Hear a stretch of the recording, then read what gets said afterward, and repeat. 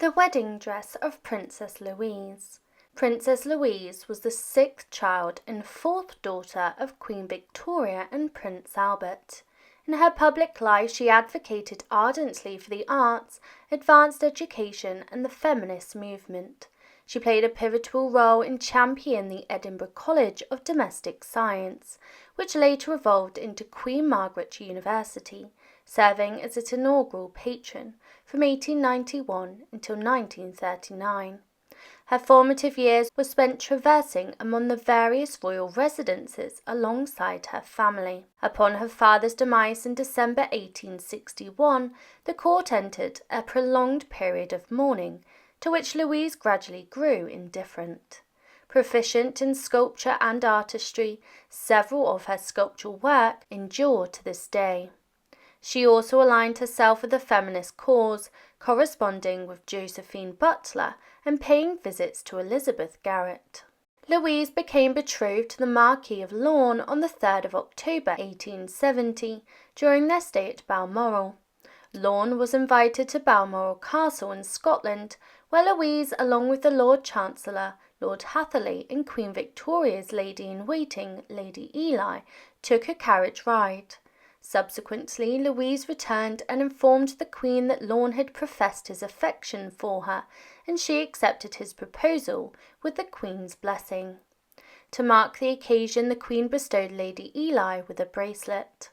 The Queen grappled with the prospect of parting with her daughter, confiding in her journal the poignant sense of loss that she felt. This deviation from royal tradition raised eyebrows, particularly in Germany. Queen Victoria corresponded with the Queen of Prussia, explaining that princes from modest German lineages faced disfavour in Britain, while Lord Lorne, possessing distinction and independent wealth, held a rank no lower than minor German royalty. Before Louise's nuptials, Victoria arranged for her to receive a stipend. The wedding took place at St George's Chapel in Windsor Castle on the 21st of March 1871, during such a sizable crowd that policemen had to form barriers for control, marking the first instance of such measures being required. Louise donned a wedding veil of her own design, crafted from Honiton lace, and was escorted into the chapel by her mother and her two elder brothers, the Prince of Wales and the Duke of Edinburgh. On this occasion, the Queen's sombre mourning attire was enlivened by the vivid hues of the Garter Star. Post-ceremony, the Queen bestowed a kiss upon Louise, and Lorne, now part of the royal fold, yet still a subject, kissed the Queen's hand. The newlyweds embarked on the journey to Claremont in Surrey for their honeymoon, albeit hindered by attendants who accompanied them. Ensuring privacy was a luxury that they couldn't afford, even during meal times. Despite this, the brief 4-day stay was devoid of interruptions, as the inquisitive Queen couldn't resist probing her daughter about her impressions of married life. Among the array of wedding gifts, a notable offering was a maplewood desk from Queen Victoria. As for the attire, Louise adorned herself in a resplendent white silk wedding gown, embellished with deep flounces of Honiton lace, strewn delicately with flowers. Trimmed with fragrant orange blossoms, ethereal white heather, and verdant myrtle, the gown boasted a train, harmonizing seamlessly with the ensemble. Atop her head, a wreath intertwined with orange blossom and myrtle crowned her, while a short wedding veil of her own design, crafted from Honiton lace, gracefully adorned her visage. Secured in place by 2 of the 3 exquisite diamond daisy brooches gifted by her younger siblings, Prince Arthur, Prince Leopold, and Princess Beatrice, the veil exuded a regal charm. These dainty brooches, now in possession of the Princess Michael of Kent, formerly belonged to her husband, inherited from his mother, Princess Marina, Duchess of Kent. Louise's fondness for her great-nephew, Prince George, Duke of Kent, and his wife, Princess Marina, is evident, as she bequeathed several jewellery pieces, including the cherished diamond daisy brooches, to Marina upon her demise in 1939. a striking bracelet from her betrothed graced Louise's wrist, featuring a central sapphire encircled by diamonds and pearls with a pearl pendant, which doubled as a pendant ornament. Adorning her neck was a diamond necklace showcasing the pendant prominently, a sight immortalized in her wedding photographs. Additionally, she sported an emerald bracelet bestowed upon her by the Prince and Princess of Wales, along with a diamond bracelet with a storied history, once belonging to her maternal grandmother, the Duchess of Kent, formerly Victoria of Saxe-Coburg-Saalfeld, gifted by the Windsor populace. While Lorne's male relative donned kilts fashioned from the Campbell tartan, he opted for the uniform of the Royal Argyllshire Artillery Volunteers, adding a touch of military flair to the occasion. The bridesmaids, resplendent in their attire, donned dresses crafted from white grey silk, adorned with satin trimmings, and embellished with delicate gossamer tunics adorned with cerise roses, white heather, and sand ivy. Their heads were crowned with floral wreaths echoing the motifs of the dresses. Each bridesmaid wore a locket intricately crafted from crystal de roche, lavishly adorned with blue and white enamel, featuring a central purple scroll inscribed with Louise 1871, encircled by a wreath of roses and forget-me-nots. Suspended from a gold chain, the locket was affixed to a princess coronet studded with emeralds and rubies, attached to a true lover's knot of turquoise enamel, completing their enchanting ensemble. Guests arrived via a dedicated train from London, greeted at Windsor train station by carriages that whisked them to the entrance near Wolsey Chapel, now dubbed the Albert Memorial Chapel, where they were ushered to their designated seats. The groom's parents, the Duke and Duchess of Argyll, alongside other close relatives, arrived from Windsor Castle and were directed to their seats adjacent to the altar. Meanwhile, clergy involved in the ceremony took their positions at the altar, while members of the British royal family and other dignitaries gathered in the green drawing room at Windsor Castle. At the stroke of noon, the royal entourage was transported by carriages to the south entrance of St. George's Chapel. Making their way up the nave to their allocated seats in the choir, they were serenaded by the festal march, specially composed for Princess Louise's nuptials by the St. George's Chapel organist George Elvey. The bridegroom, accompanied by two supporters, arrived from Windsor Castle and was led into the Braid Chapel. Once all royalty had taken their places, Lorne was escorted to his spot near the altar, set to the backdrop of Handel's March, resonating from the organ. Meanwhile, the bridesmaids congregated at the west door at St. George's Chapel, awaiting the bride's arrival. At 12:15 p.m, Princess Louise, flanked by her supporters, including her mother Queen Victoria, her brother the Prince of Wales, and her paternal uncle Ernest II, Duke of Saxe-Coburg and Gotha, along with their respective attendants, departed Windsor Castle in carriages for the short journey to West Door at St. James's Chapel. The bridal procession commenced at the west door, advancing through the nave to the choir, accompanied by music from the organ. Queen Victoria, who bestowed her daughter in marriage, sat close to the bride, alongside the Prince of Wales and the Duke of Saxe-Coburg in Gotha. The wedding rites were conducted by John Jackson, Bishop of London, in the absence of the Archbishop of Canterbury, while the choir harmonized with two songs composed by George Elfie and a chorus by Beethoven.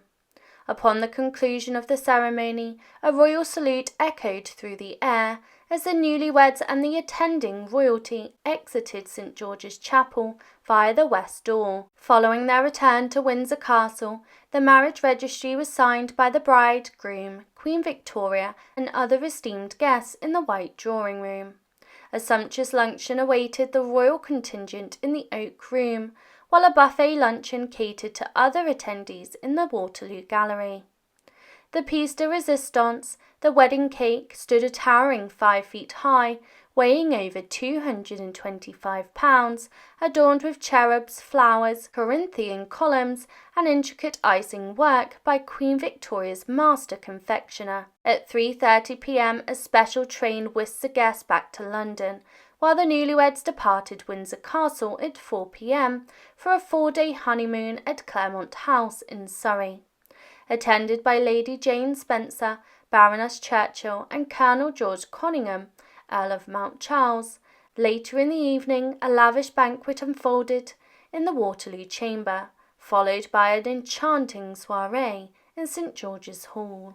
As Princess Louise embarked on this new chapter of her life, her timeless elegance and grace shone brightly, leaving an undeniable mark on the annals of royal history. The wedding dress of Princess Beatrice.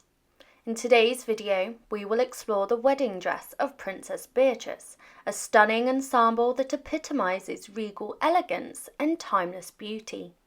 From its meticulously crafted design to the intricate details that adorned her attire, Princess Beatrice's wedding gown captured the essence of royal sophistication.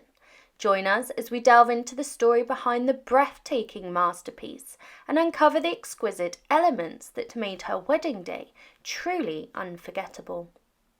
Princess Beatrice made her grand entrance into the world on the 14th of April 1857 within the opulent walls of Buckingham Palace in London.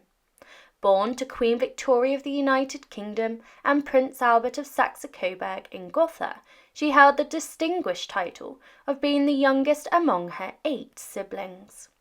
Tragedy struck the family on the 14th of December 1861, when Prince Albert passed away at the tender age of 42. Beatrice, merely 4.5 years old at the time, was thrust into a world of mourning, robbed of one of her primary sources of guidance and inspiration. The loss of Prince Albert plunged Queen Victoria into a deep abyss of sorrow. On the fateful night of his passing, she sought solace in the presence of her slumbering daughter, Beatrice. Clutching the child tightly, she found herself unable to find rest, enveloped in the linens that once embraced her beloved husband. This profound grief would forever shape Beatrice's journey, as she became a steadfast source of comfort to her mourning mother. Throughout the years, Queen Victoria clung to the hope that Beatrice would remain an unwavering companion, a beacon of support in the wake of her profound loss. Despite the shadow cast by her father's untimely demise, Beatrice's education continued, according to Prince Albert's meticulous plans for his children. She immersed herself in the intricacies of French and German while embarking on enlightening journeys to historical landmarks.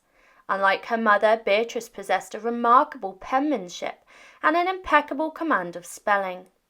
By the age of 15, she assumed the responsibility of corresponding on behalf of Queen Victoria, blossoming into an attentive and dutiful aide that her mother had yearned for. As her sisters ventured into matrimony and distant homes, Beatrice dutifully stepped into the role of her mother's devoted assistant. When Beatrice broached the topic of marriage upon her return from Darmstadt, Queen Victoria's response was chillingly silent. For 7 agonizing months, mother and daughter existed side by side, their communication relegated to written exchanges. The Queen's unexpected withdrawal stemmed from the fear of losing her cherished daughter. To Queen Victoria, Beatrice was her baby, the epitome of innocence, and the notion of her embracing physical intimacy within marriage marked the end of that innocence. It took the gentle persuasions of the Princess of Wales and the Crown Princess of Prussia to thaw the Queen's icy resolve. Reminding her of the joy Beatrice had brought to Prince Albert's life, they coaxed Queen Victoria into reopening communication with her daughter. Reluctantly, the Queen consented to Beatrice's marriage under the condition that her prospective husband, Henry, forsake the German ties and permanently reside with Beatrice and the Queen. So what was Princess Beatrice's wedding attire? Her wedding attire was a breathtaking masterpiece, meticulously crafted to exude regal elegance and timeless beauty. Her gown, fashioned from the purest white satin, was a vision of sophistication and grace. Delicate orange blossoms, white heather, myrtle, and intricate lace adorned the gown, adding ethereal charm to its already exquisite design. Lace adorned the gown's pointed neckline and cascaded down the sleeves, a testament to Beatrice's adoration for this delicate fabric. Her affinity for lace had grown to such expertise that Queen Victoria bestowed upon her the honour of wearing the cherished Honiton lace veil from her own wedding day, a privilege reserved solely for Beatrice among her siblings. Atop Beatrice's resplendent locks rested a crown of fragrant orange blossoms, intertwined with a glistening diamond circlet adorned with radiant stars, a heartfelt gift from her mother, Queen Victoria. Her ears glimmered with diamond collet drop earrings, while a diamond collet necklace graced her neck, featuring a magnificent diamond cross pendant. Adoring her ensemble were an array of sparkling brooches, a diamond bee, a diamond rose, and a grand diamond butterfly, each adding a touch of opulence to her attire. Her wrists bore the weight of precious jewels, a wide diamond and sapphire bracelet, a token of affection from her beloved groom, and a collection of 5 bangle bracelets, some adorned with dazzling diamonds, others fashioned from simple yet elegant gold. Among the insignias of her illustrious lineage, Beatrice proudly displayed the Order of Victoria and Albert, the Crown of India, the Gold Lion of Hesse, the Royal Red Cross, and the distinguished Saxe-Coburg and Gotha family order. In her resplendent ensemble, Princess Beatrice radiated a timeless beauty and an aura of regal sophistication, embodying the epitome of grace and refinement on her wedding day. The morning of Princess Beatrice's wedding dawned with great anticipation, marked by a special train journey from Victoria Station in London, laden with esteemed wedding guests, members of the Queen's household, and dignitaries. The train embarked for Portsmouth, where the majestic royal yacht Alberta awaited to ferry them across the Solent to the picturesque Isle of Wight. Carriages whisked them away to St. Mildred's Church in Whippingham, where Her Majesty's gentlemen ushers graciously guided them to their seats. At precisely 12:40, the distinguished clergy, including the Archbishop of Canterbury, the Bishop of Winchester, and the Dean of Windsor, and the Rector of St. Mildred's, accompanied by the choir, solemnly entered the church. Meanwhile, the royal family commenced a grand procession from Osborne House. Greeted at the church gate by dignitaries, they were ushered to the regal pews. As anticipation reached its crescendo, the bridal party made their entrance. The 10 radiant royal bridesmaids, followed by the groom and his supporters, graced the church. The arrival of the bride, escorted by Queen Victoria and the Prince of Wales, signalled the commencement of Wagner's ethereal bridal march. With Queen Victoria's blessing, Princess Beatrice embarked on her journey down the aisle, radiating elegance and poise.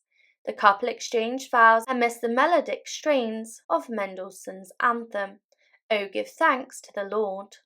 Following the ceremony, jubilant strains of the wedding march accompanied the newlyweds and their entourage as they made their triumphant exit. Back at Osborne House, amidst a backdrop of royal splendour, the marriage registry was solemnly signed, witnessed by Queen Victoria, esteemed members of the royal family, and distinguished guests. A lavish luncheon unfolded on the sprawling lawn, where guests revelled in culinary delights serenaded by the harmonious melodies of the Royal Marines and the Sutherland Highlander pipers. The piece de resistance, a towering confection crafted by the esteemed royal confectioner Mr. Ponder, stood proudly at 6 feet tall, weighing a staggering 280 pounds. The cake captivated all with its magnificence. As the sun began its descent, Princess Beatrice and Prince Henry embarked on their honeymoon to the nearby Croix Abbey house, accompanied by dear companions.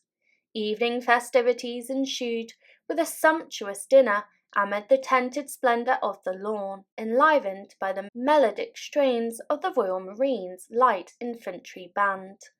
The enchantment continued as guests gathered on the terrace of Osborne House, marvelling at a breathtaking display of fireworks illuminating the sky, courtesy of the royal yacht Victoria and Albert, HMS Hector, and other vessels in Osborne Bay. As we conclude our exploration of Princess Beatrice's wedding dress, we're reminded of the timeless allure and grace that defined her special day. From the delicate lace to the radiant jewels, every detail of her ensemble reflected her regal lineage and undeniable elegance. Join us again for more captivating insights into royal fashion and history. Thank you for watching.